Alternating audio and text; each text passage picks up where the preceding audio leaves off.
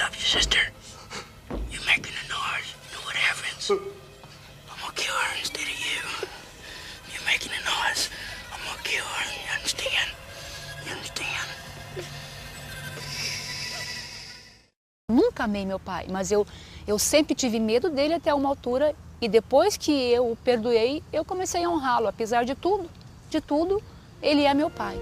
Mais de 12 anos ininterruptos de violência sexual e psicológica.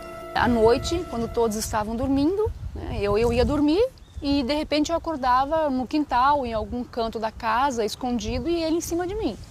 Outros momentos ele saía para trabalhar e me levava junto. E aí parava no matagal e estendia um lençol e eu me deitava ali e fazia o que ele queria.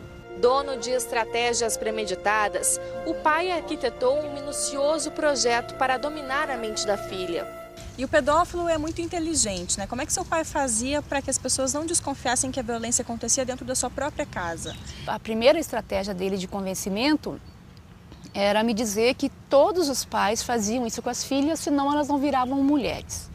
E que se eu contasse, quebrava a mágica, aquilo era uma mágica, não podia contar para ninguém. Isso durou um tempo. Aí quando esse argumento perdeu a eficácia, ele descobriu que eu tinha muito medo de anão. Então ele dizia para mim que anão era aquela pessoa que tinha deixado o pai fazer só até aquela altura. E que dali em diante não tinha deixado mais, então ela parava de crescer. Eu não queria parar de crescer, como toda criança. Aí em outros momentos ele dizia, quando a gente ouvia o noticiário que morreu tal criança, ele dizia, essa criança morreu porque nunca deixou o pai fazer. Então ele foi mudando. Quando eu tinha 10 anos, Amabile, nasceu meu irmãozinho. E era uma paixão para mim. Aí meu pai já dizia que se eu não deixasse ele fazer aquilo, ele matava meu irmão. Então ele conseguia por mais um período. Depois a chantagem se estendia. Ele matava meu irmão, matava minha mãe, me matava todo mundo.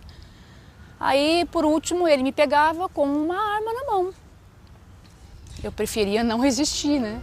Os abusos não eram exclusividade da família. Presenciei muitas vezes na loja que ele tinha, muitas meninas iam lá e queriam comprar um calçado, uma blusa, uma saia. Aí a proposta que ele fazia é, se você for comigo para o banheiro, eu te dou essa roupa. Então eu vi ele entrar no banheiro com as meninas, né, com uma menina, com outra. Então um pedófilo não faz uma vítima só. Cansada da rotina de submissão e moléstia, aos 14 anos de idade ela precisou de apenas um sinal para agir. Numa visita com um grupo de jovens da igreja à casa de uma menina que com 13 anos estava grávida do pai, Adelaide decidiu aquele não seria o seu destino, nem que para isso tivesse que enfrentar o seu maior medo. A luta não ficou apenas no campo das palavras. Aquele momento foi um momento decisivo para mim, sabe? Eu olhei aquilo, eu falei, eu prefiro morrer do que ter essa vida. Então a primeira vez que meu pai veio, depois desse episódio, eu decidi enfrentá-lo, a gente entrou numa luta corporal e ele se assustou muito, porque eu nunca tinha reagido. Eu não sei de onde eu consegui tanta força e nessa luta corporal eu acabei derrubando meu pai e aí eu disse para ele, nunca mais o senhor vai tocar em mim, porque o dia que o senhor tocar eu vou contar para todo mundo. A atitude inesperada bastou para cessar a violência que parecia não ter fim. Foram-se os abusos físicos, mas restou parte da maldade. Ele evitava olhar para mim. Porque eu sei que quando ele me olhava com olhos Ele me olhava como uma mulher, não me olhava como a filha dele. Entender e superar isso foi um processo doloroso, demorado. Reestruturar anos perdidos demanda traços de divindade. A superação de um trauma emocional, seja ele qual for, começa pelo perdão. Inevitavelmente começa pelo perdão.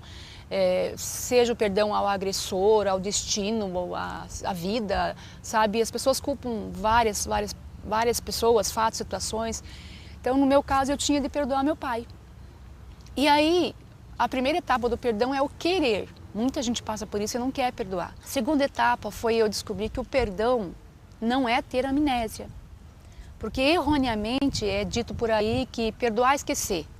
Aí como é que eu vou esquecer tantos anos da minha vida? Não tem como eu ter amnésia. Então eu aprendi que eu tinha que... Como é que eu lido com essas lembranças quando elas vêm? E a terceira etapa, e penso que é a mais importante, eu descobri que o perdão não é humano, Amabile, o perdão é divino. Então eu lembro que eu orei muito, Eu clamava, eu invocava, eu chorava, eu dizia, Senhor Jesus, me ajuda a perdoar meu pai, perdoa meu pai em mim, porque eu não consigo. E quando eu realmente senti que eu tinha perdoado, eu decidi que eu queria ajudar outras pessoas. A forma escolhida para ajudar foi arriscada, expor o maior trauma com a maior sinceridade. Delair desafiou a si mesma ao lançar esse desafio. E se eu conseguir interromper a história de abuso de uma criança, um tempo que seja, já terá valido a pena.